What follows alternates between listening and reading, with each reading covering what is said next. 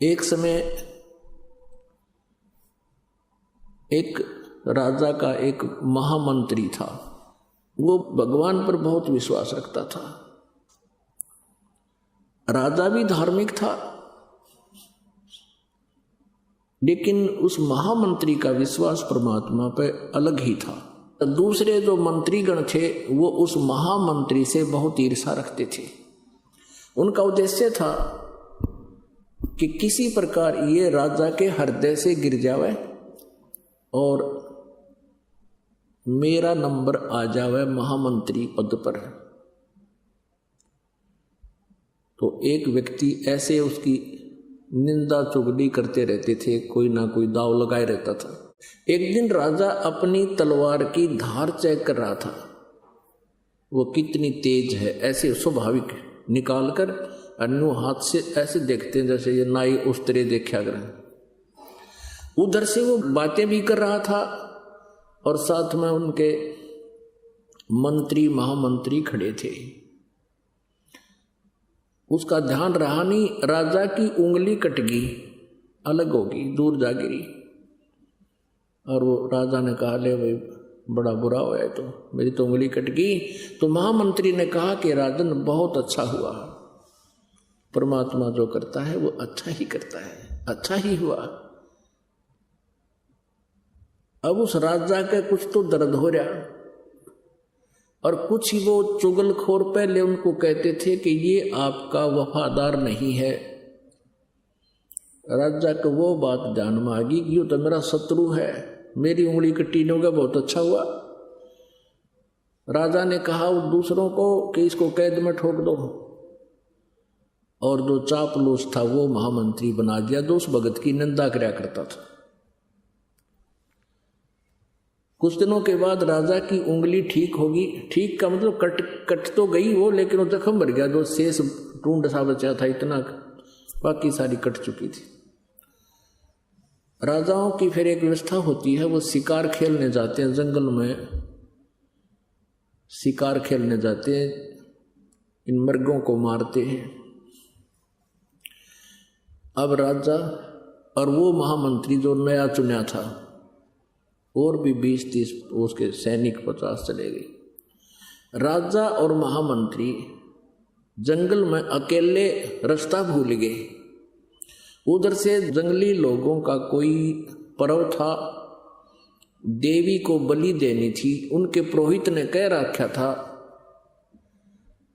उन जंगली लोगों के सरदार को, उनके पुरोहित ने कह रखा था कि मनुष्य की बलि दो तब देवी प्रसन्न होगी। तो उन्होंने, उस सरदार ने, वहाँ के जो मुखिया ने, जंगल के उन लोगों के मुखिया ने चारों तरफ बहुत से अपने व्यक्ति भेज दिए कि कोई मनुष्य लाओ पकड़ के, आदमी लाओ पकड़ कर, नर बलि। वो 20-30 जने जा रहे थे। राजा और वो महामंत्री दोनों दिख गए, चारों तरफ से घेर लिए और पकड़ लाए। पकड़ के लाके खड़े कर दिए। अब पुरोहित ने कहा कि इनके अंग देखो, कोई अंग भंग ना हो, यानी शांत पूर्ण हो ये, नहीं तो पूजा अधूरी रह जाएगी। काना ना हो, लंगड़ा लूला ना हो, हाथों की उंगलियां पूरी हो।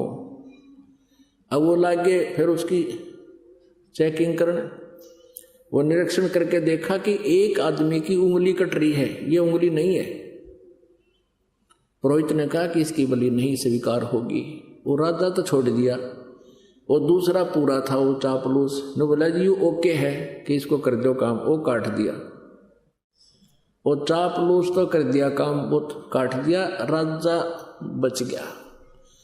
अब राजा ने तो वहीं से स्पीड ठोक दी और पहुंचा घर पे। आते ही सबसे पहले उस महामंत्री को जो कैद कर रखा था उसको खोला और सीने से लगा कि भाई मुझे क्षमा करना, मेरे से बहुत भूल बन गई, आपको मैंने जेल में डाल दिया। आपने जो शब्द कहा था उस दिन कि आपकी उंगली कट गई, बहुत अच्छा हुआ, मुझे बहुत दुख हुआ था आपकी बात का, लेकिन आज मेरे साथ वो घटना घट गई कि आपका वचन सही था, कि ये बहुत अच्छा हुआ। अब राजा समझ गया, राजा को पता लग गया कि भी मेरी उंगली कटने से मेरी मौत बच गई, मेरा जीवन बच गया, नहीं तो मेरी जान जानी थी। तो फिर उस राजा ने मंत्री से कहा कि भी ठीक है, मेरे लिए तो अच्छा हुआ मेरी उंगली कट जाने से मेरी जीवन रक्षा होगी, लेकिन आपके लिए क्या हुआ? आपको अननेसेसरी 6 महीने की कैद काटनी पड़ेगी। अब वो महामंत्री, भूतपूर्व महामंत्री कहता है कि मेरी भी जान बच गई ना, आज तेरे साथ मैं होता और मेरी जान जाती, इस 6 महीने की कैद में मेरा भी जीवन रक्षा होगी, ये भी बहुत अच्छा हुआ। तो पुण्यात्माओं, ये भले ही कथाएं हों और भले ये सच्चाई है, लेकिन ये विधान परमात्मा का ऐसा ही है, हमने इसको सत्य ही मानना पड़ेगा। तो किसी के साथ कोई ऐसी घटना घट भी जाती है तो इन परमात्मा के जो दिए हुए फार्मूले हैं, इनको तुरंत अप्लाई कर लिया करो अपने माइंड में, 90% टेंशन खत्म हो जाएगी। और फिर रिजल्ट देखना परमात्मा का। कहते हैं दुआर धनी के पड़ा रहे और धक्के धनी के खावे, 100 काल जगजोल ही पर द्वार छोड़ नहीं जावे।